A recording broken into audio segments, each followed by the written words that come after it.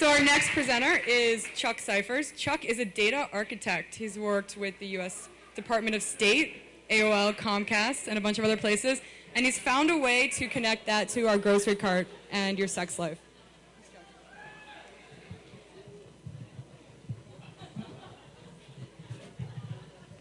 Everyone can hear me? All right, just checking. No? I got to raise the stand a second. Yes, sir. Now we're good? Now we're good. All right, as the slide says, I'm here to talk about your grocery life and your sex life. And the key to these two is data mining. Data mining is how governments, corporations, and large organizations take huge data sets and return useful information. And some useful information in this context would be, let's say, for example, your grocery baskets. You might buy beer and ramen noodles, you might buy wine and kale, you might buy kids' toys, you might buy some other stuff here. And if that's your grocery store, we really need to talk.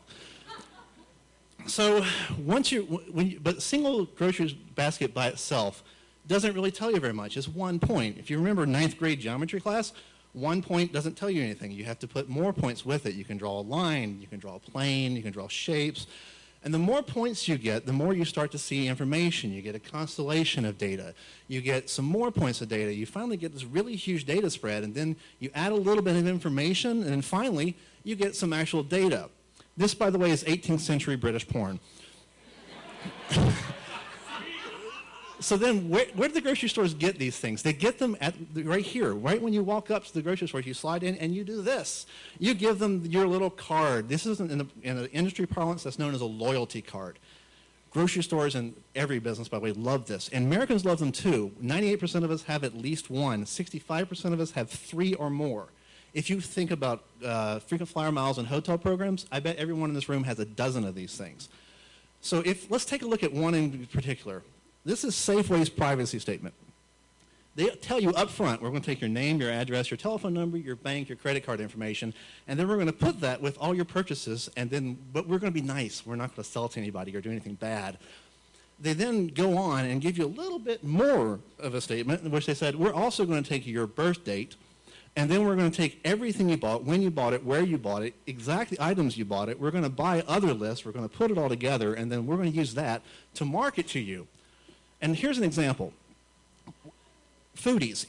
Everyone in this room is probably either a foodie, knows foodies, or wants to be a foodie. Grocery stores love foodies because you really want expensive food, and that's a great thing. So here's an example. Grocery stores are going to take all your data, they're going to slice it and dice it. They're going to say, how many times do you show up? When you show up, how much money do you buy? Are you male? Are you female? How old are you? Where do you live? All this stuff, and they're going to slice it and dice it and put in a whole bunch of information. The foodies, however, they're going to take them, and they're going to say, gosh, let's appeal to your self-image. You're really suave and sophisticated, and if we do something for you, you're going to be even more suave and sophisticated.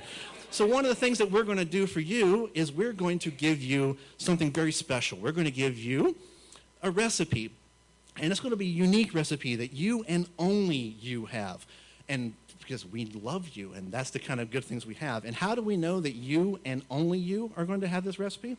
Well, you told us.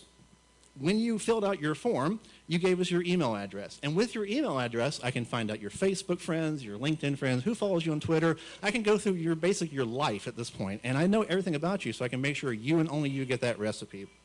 Then what I'm going to do is I'm going to give you a discount. I'm going to give you 50, 60% off some real expensive item like shallots, because I know you're going to show up and you're going to buy everything else on that list, and I'm going to make my money back. By the way, anyone who gives you a discount, they've done the math. They're getting their money back. So what can you do about this? Well, spoofing doesn't work.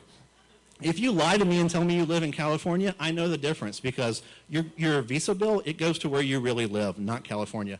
But 555-1212 will work in almost any system if you need a phone number. Other things you can do, pay cash. Cash leaves no trail. It's always great for that. Go to farmers markets. They don't have the infrastructure to data mine you, to be quite honest. But don't be paranoid about this because you really don't need to kind of see the black helicopters or anything. It's basically, is this worth it to you? The 50 cents you get off that can of Coke, is it really worth giving up your privacy? If it is, then hey, Godspeed. If not, you may want to think about some other things to do. Now let's talk about the sex part, because that's what y'all paid attention to the first time I said. If you buy a lot of Crisco and don't buy baking items, you might be doing triathlon, so get your minds out of the gutter. If you buy condoms, that's a gimme. You're either getting lucky or you're really, really, really hoping you're getting lucky. But here's a real example. If you like Cabernet Sauvignon, lentil, you do casseroles, you do lasagna, you do carrot cake, you live in certain neighborhoods, you are female, and you are of certain ages, there's a pretty good chance that you're probably gay. Yes, this is a stereotype. This is absolutely a stereotype, but stereotypes are based in facts. And for more of those facts, go to that web address. You'll find all the information I used to put together this talk. You'll find a bunch of web links that are useful about privacy, and I appreciate your time.